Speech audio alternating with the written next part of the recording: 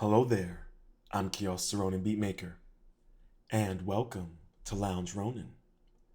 All things, everything.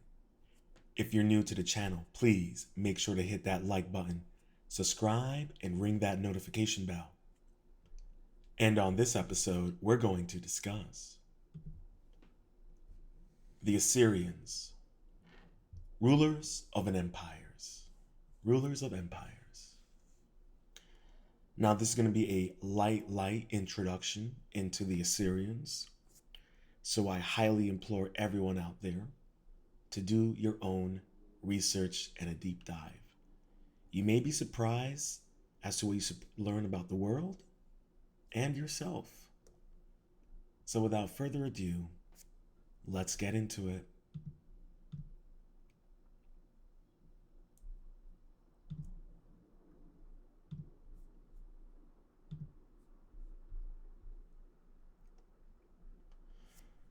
The powerful Assyrians, rulers of empires.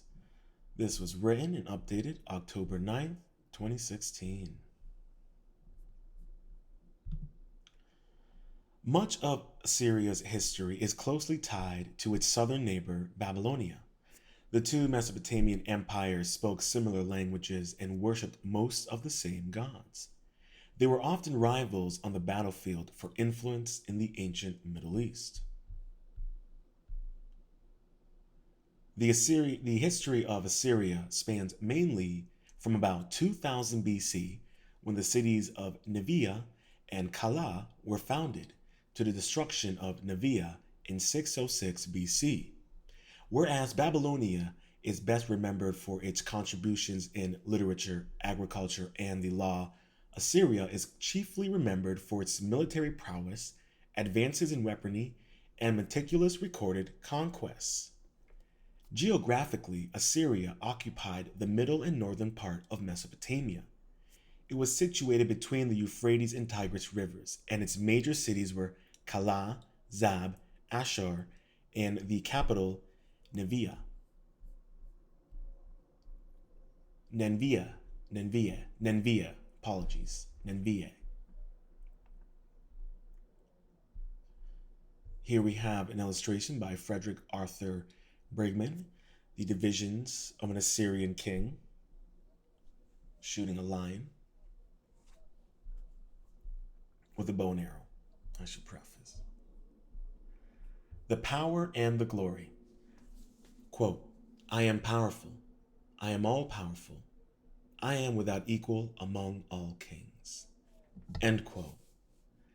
This was the boast of King Esarhaddon, 680 to 669 BC, who expanded the Assyrian Empire to its greatest extent. At the height of his great power in 671 BC, he conquered Egypt in less than a month. Impressive.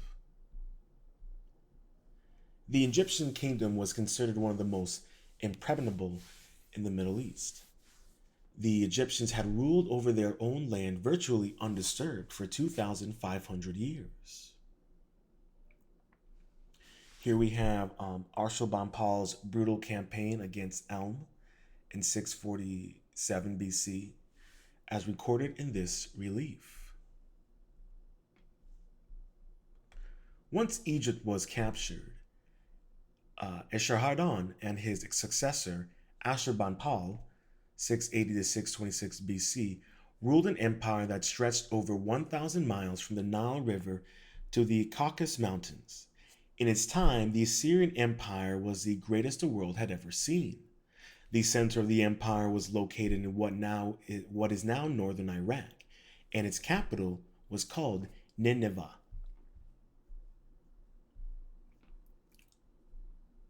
Tiglath-Pileser I. Tiglath-Pileser I was an early Assyrian king who began his reign in about 11,000 BC. He mounted several successful military campaigns against the Babylonians, Syrians, and many others. He claims to have conquered 42 kings and peoples and wrote, I carried away their possessions, burned their cities with fire, demanded from their hostages tributes and contributions, and laid on them the heavy yoke of my rule. Here we have a map, and it states, few could stand in the way of the Assyrian expansion. After toppling the Babylonian Empire, the Assyrians conquered the Israelites, the Phoenicians, and even parts of the mighty Egyptian Empire.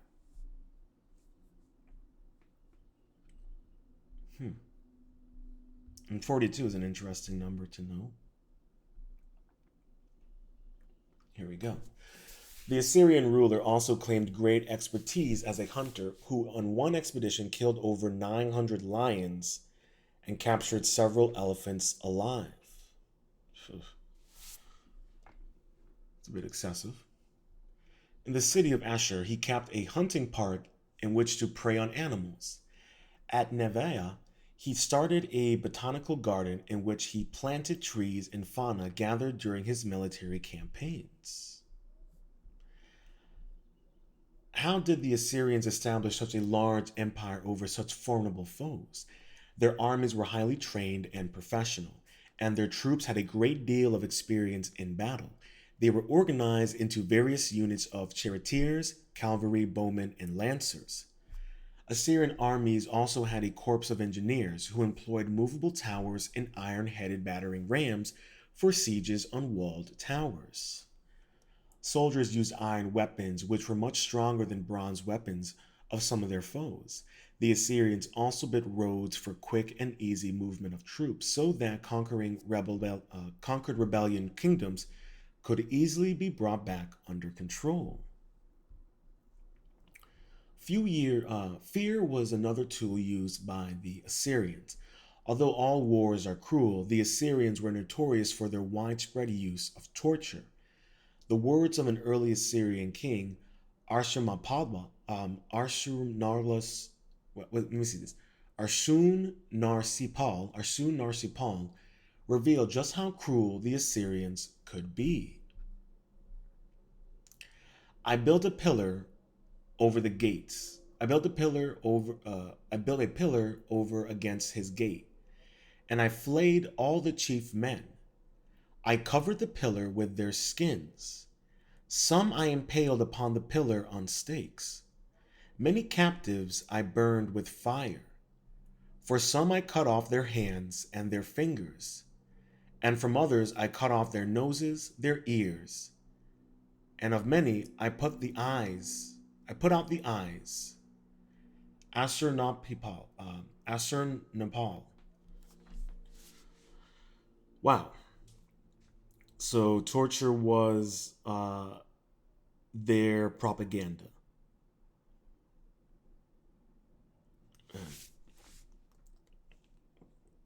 Sounds like they would have given Ivan the Impaler a run for his money. It's crazy. Could you imagine witnessing something like that? It's one thing to see it in, like, House of Dragon or Game of Thrones.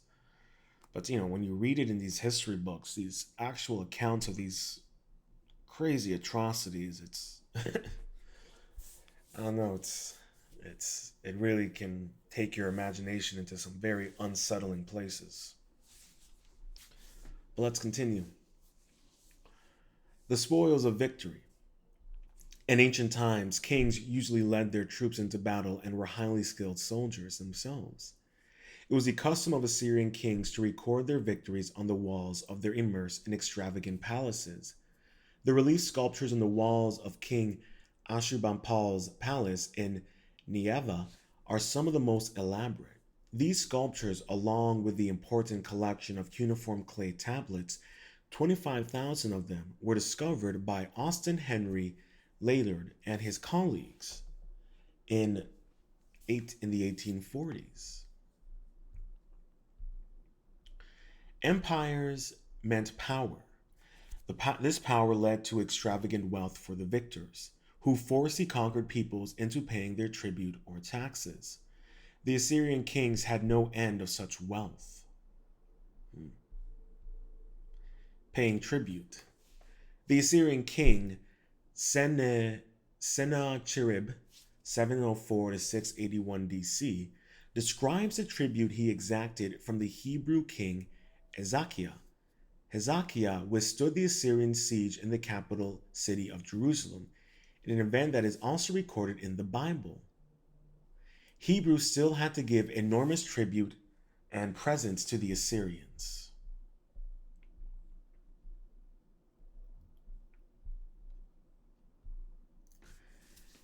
Sennacherib explains in his own words on a tablet that was discovered by archaeologists, quote, "He sent a convoy after me to Nevaeh, my royal city, with 30 talents of gold, 800 talents of silver, jewels, anatomy, couches of ivory, easy chairs inlaid with ivory elephants' hides, elephants' tusks, all kinds of valuable treasures, and his daughters, his harem, and a male and female singers."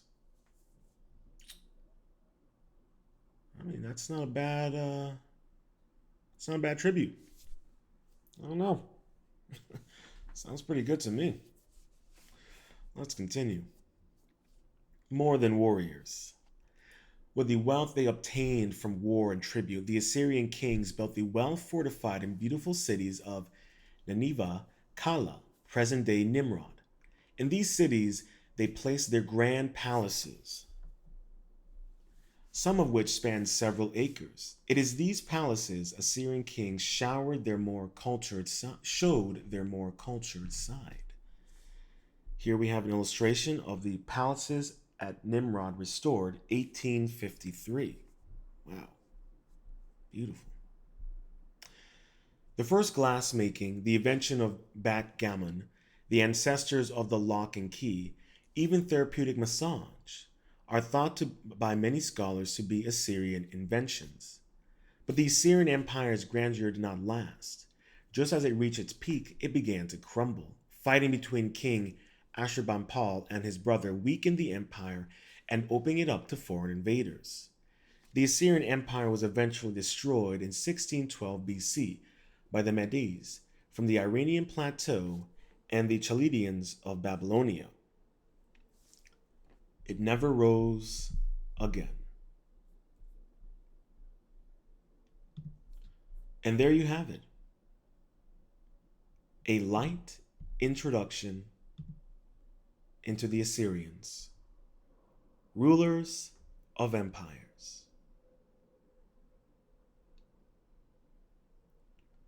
I hope you enjoyed this episode of Lounge Ronin. All things, everything. If you've made it this far, please make sure to hit that like button, subscribe, and ring that notification bell. And until next time, stay positive, stay focused, stay true, and much love.